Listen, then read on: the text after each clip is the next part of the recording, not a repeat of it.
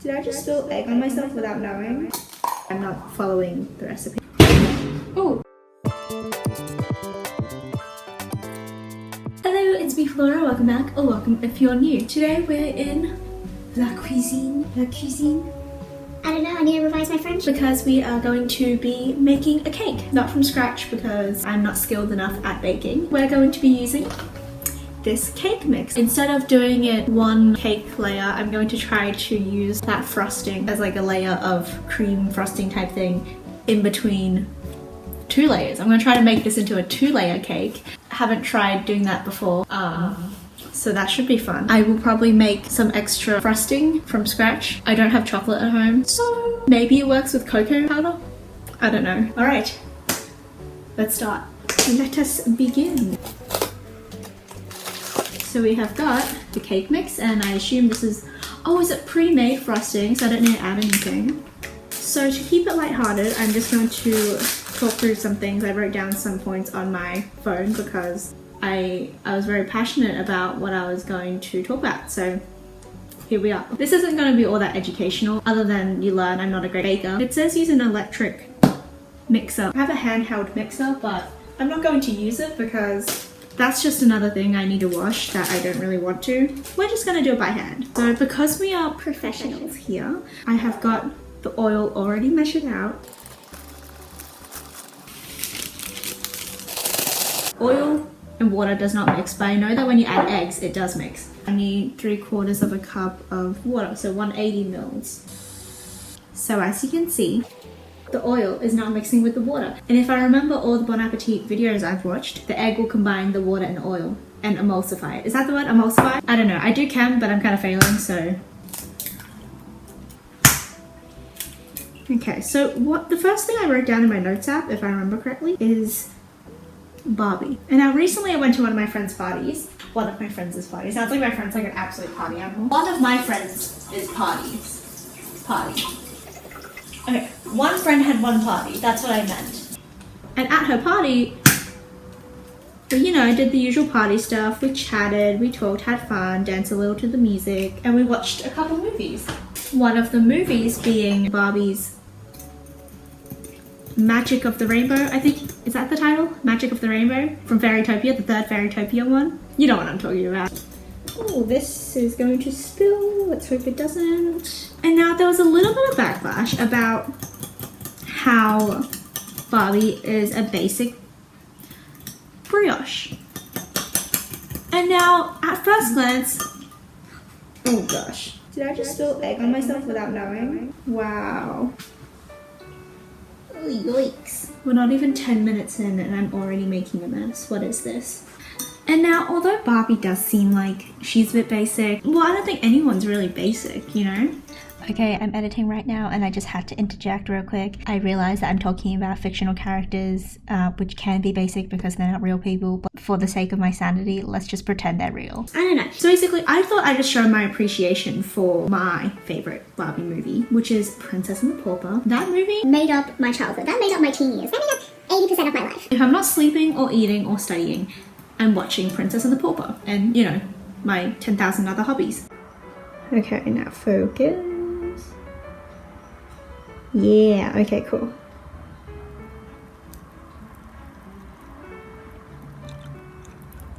Wow.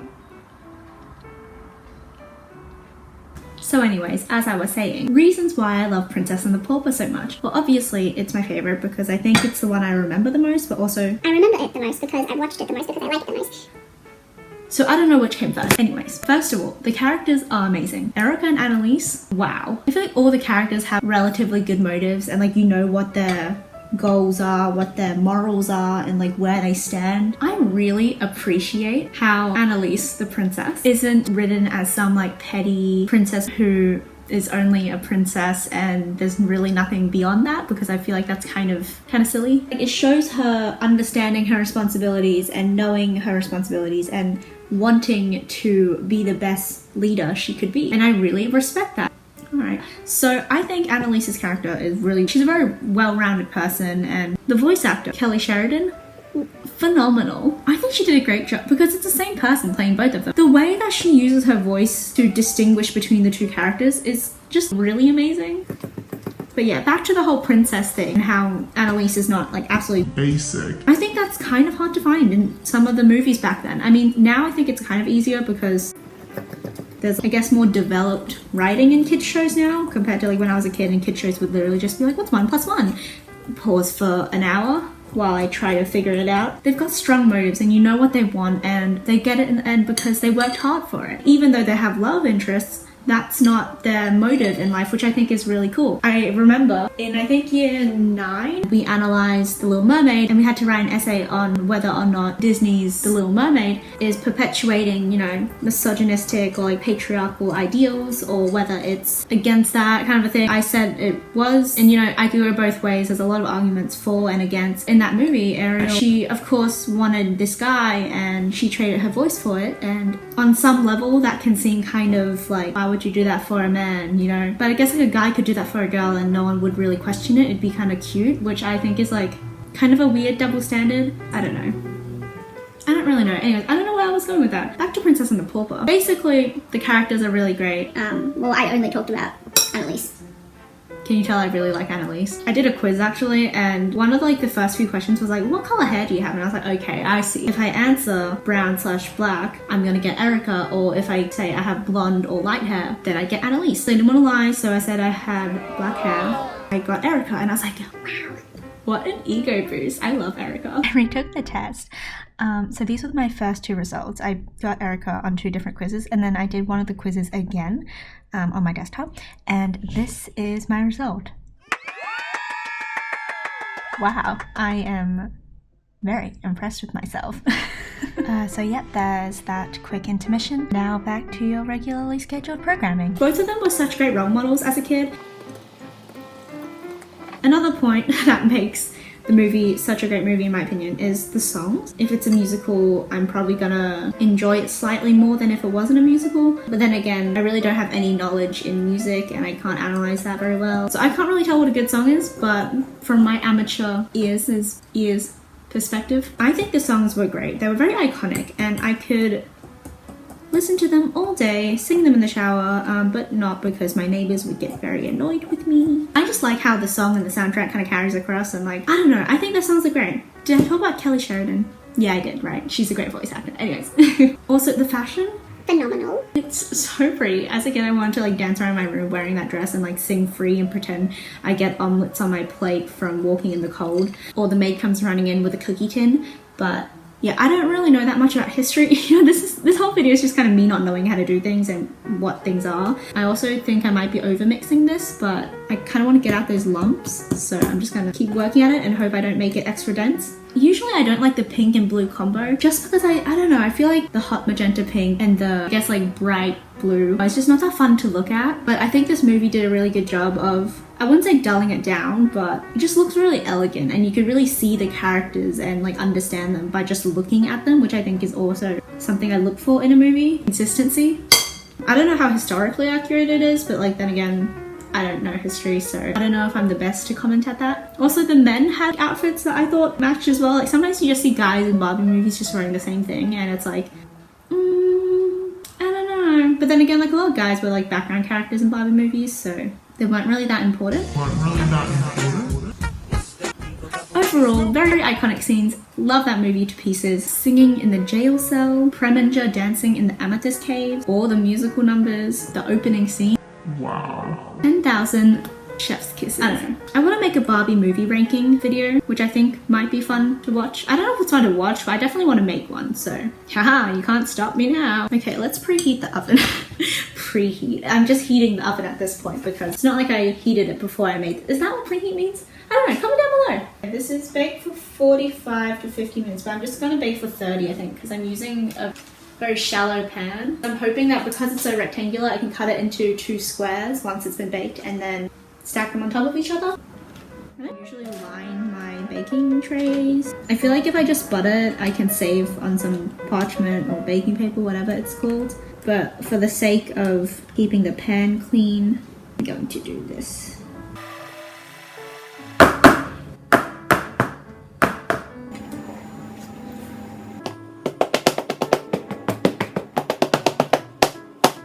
wait for the oven, let's go through the rest of the things I was going to talk about. So accents. I was watching Hayley Pham's video earlier today and she asked if American accents are annoying or if they're cool, like as equally as cool as a British accent. I never really noticed the American accent through a screen, so in movies or TV shows or YouTubers, until it's mentioned, or if it's like very distinctly from some part of the US, or if it's said next to like a different accent. So let's say someone who has a New York accent is speaking after someone who has a French accent said something. I don't really notice it that much because it's so common in movies and TV shows, etc. I feel like in person I notice it a bit more. I don't think an accent, to me at least, can be annoying. Maybe I sound really annoying to you guys, I don't know. Yeah, I don't really find an accent annoying unless what they're saying is annoying, in which case then I'll probably associate that accent with something someone said. I have a friend who's got an American accent, and because I'm around her so often, I've picked up a little bit, and I didn't really notice it until one time I was speaking and someone's like, Oh, Flora, you have a bit of an American accent. I was like, oh, cool. Hayley also brought up Zoella, which I love Zoella. Zoe was the first YouTuber I ever watched on YouTube. First YouTuber I ever watched on YouTube. Does that sentence make sense? Am I contradicting? No, I'm not contradicting myself. I'm just being redundant. I think Zoe's channel, Zoella, is what prompted me and my friend. I don't know if it prompted her, but it definitely prompted me to start a YouTube channel. Shout out to my bestie Eve. We learned how to use iMovie together. Great memories. And then I stopped making YouTube videos for, I think, I made a video like maybe 2 times a year. And I didn't like fully commit to starting YouTube again until last year, so we're back. I really enjoyed Zoe's videos on her main channel. I thought she was really fun, and it just seemed so cool that she was vlogging, showing her day, and I was like, wow. To me at least, I was like, that's the oven's ready. That's the first time I've seen someone vlog, you know? Make challenge videos with her friends.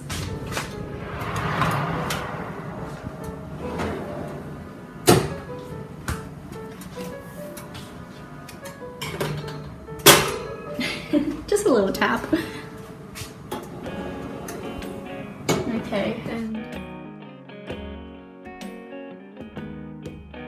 anyway, so yeah, I really enjoyed how Zoella was making vlogs and stuff, and I still, to this day, even though now she's moved on to her vlog channel, I still really enjoy her vlogs. I really like long vlogs. Hayley was talking about that as well, and I was like, yes, go off. I absolutely love long vlogs, all the controversy, and I think she, despite all that, Zoe's really good at what she does, and she communicates to her audience quite well, or at least I think so. I really enjoy her content. Connecting that back to what Hayley was talking about with accents, British accents specifically. I remember one time in the summer holidays, I was binge watching Zoe's videos. I started developing a bit of a British accent and my intonation would change a little bit. Language is just a really fun thing, and I think accents are just a fun quirk of knowing a language. So jumping back to Barbie.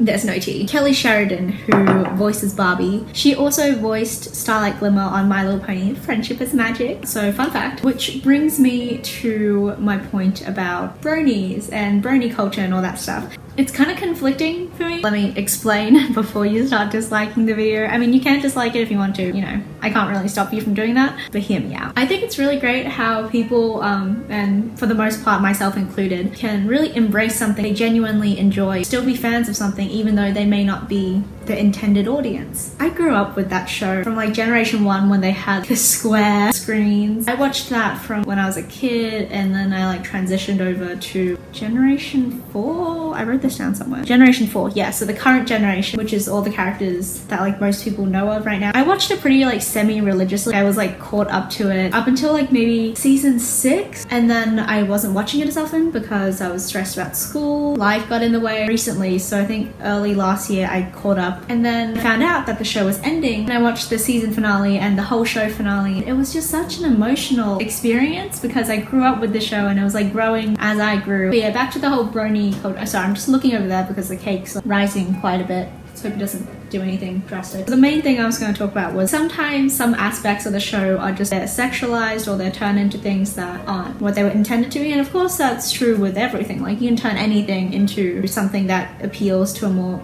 adult audience. I don't know. Where was I going with this? I don't know. I don't think it's bad. I think it's a great show to an extent. There are some things that are definitely questionable. The older I get, it's like I watch it more so for its nostalgia and for watching content. I just like watching content.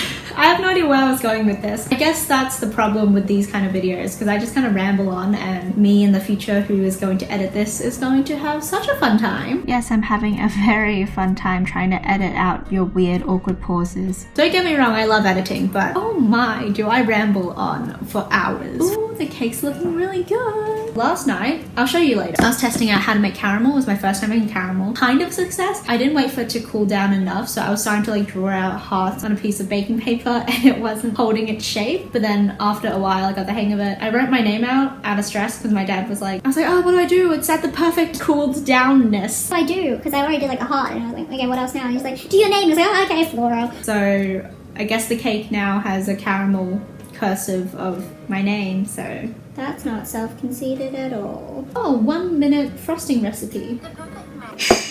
So I just searched up a recipe that didn't require actual chocolate for a chocolate buttercream. And for buttercream, you need a whisk. Not a whisk, I have a whisk, but a electric mixer. So we did need it after all. I'm gonna half the recipe that is in this video. Okay, so I need 220 grams. So if I cut that in half, that's 110. This is not gonna be that exact, so I'm not going to blame this person. I'm not gonna blame whoever wrote this recipe if this doesn't go right, because I'm not following the recipe. Okay, 75. That means I kind of halved it, but not really. So we're gonna eyeball and hope for the best. Don't listen to anything I say in this video, okay? This is not advice. Is it threatening? This is not advice. Oh. Oh, The cake's ready. I think. Okay, let's see. Oh, look at that rise!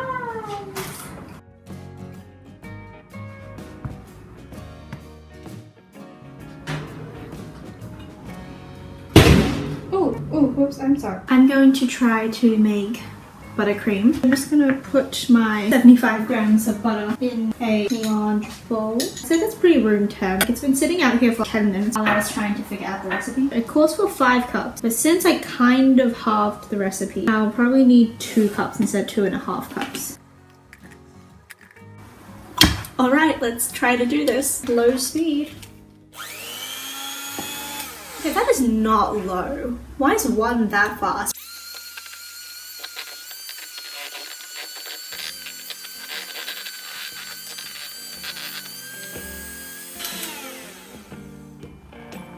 Okay, I'd say that's pretty fluffed up, right? A little bit at a time.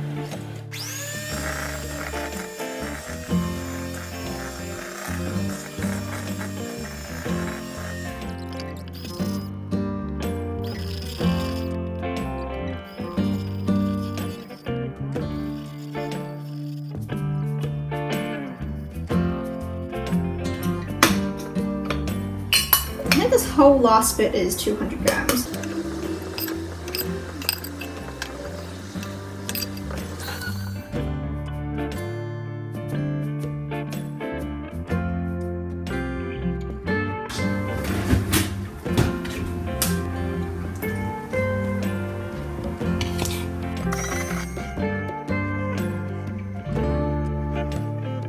I think that's it. I'm done. Add in vanilla essence and beat for further 2 minutes.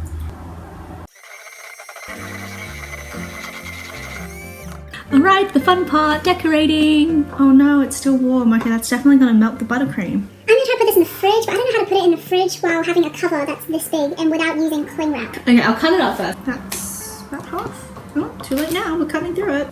I'm just getting out more and more utensils. This was not the plan originally. I need to level it out. Ooh. I almost knocked over all the knives. I shouldn't have cut it in the middle first. I should have leveled it out first. Oh, it's beautiful. Oh no, I cut it weirdly on that side. Oh, that's hot. It's okay if there's crumbs. That's what they call a crumb coat. Did you see that? That was so close. I almost cut my finger off. That's fine. Okay, if I do this and stack them, that way they won't stick to each other. And I can actually fit this in a container to be in the fridge. Now that I'm waiting for things to cool, I'm going to start cleaning up and try to finish cleaning up before my parents arrive home.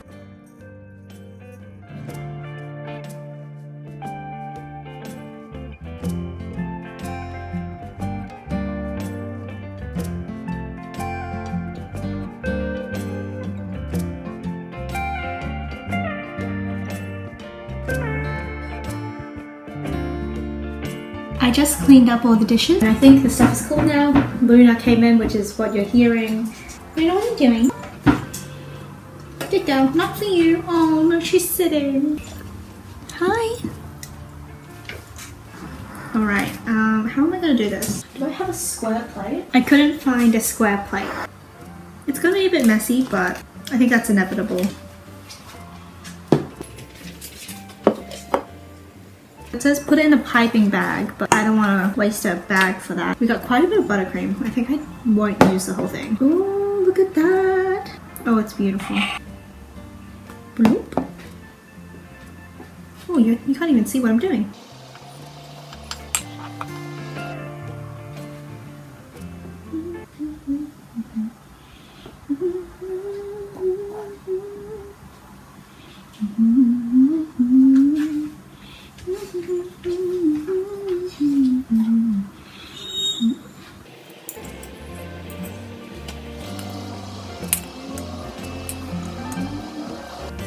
And we have a lot more buttercream left over. Yeah. I should have cut this a bit neater. Too late now, I guess. Oh, I should have just cut a corner because then I could have done some nice details. It's getting really dark in here. I need to turn it off.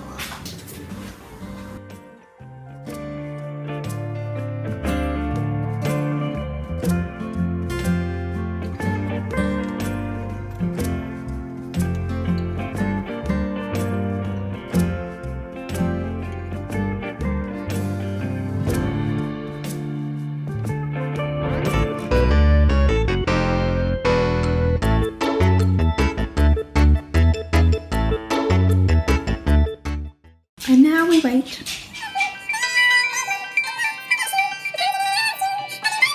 The cake has now been sufficiently chilled. I think I can do the rest of the frosting now. Cool, let's continue.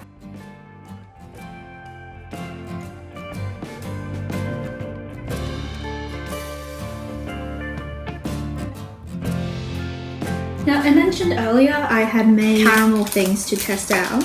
I made this little heart thing. I think I'm just going to stick on top. Just gonna stab this in there. Oh no, my name broke. This is meant to say Floral. If I put the big one behind it, does it look a bit cray?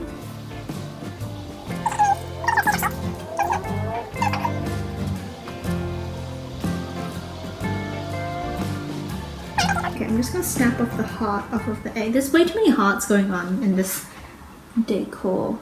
Cute. Voila. Cake. So this is what it looks like. That is all for this video. I hope you enjoyed, hope you found some entertainment value in this. Please subscribe. I have a goal of hitting 100 subs by the end of the year. So please subscribe and turn on all notifications. I promise I will not spam you. I hope you have a lovely day.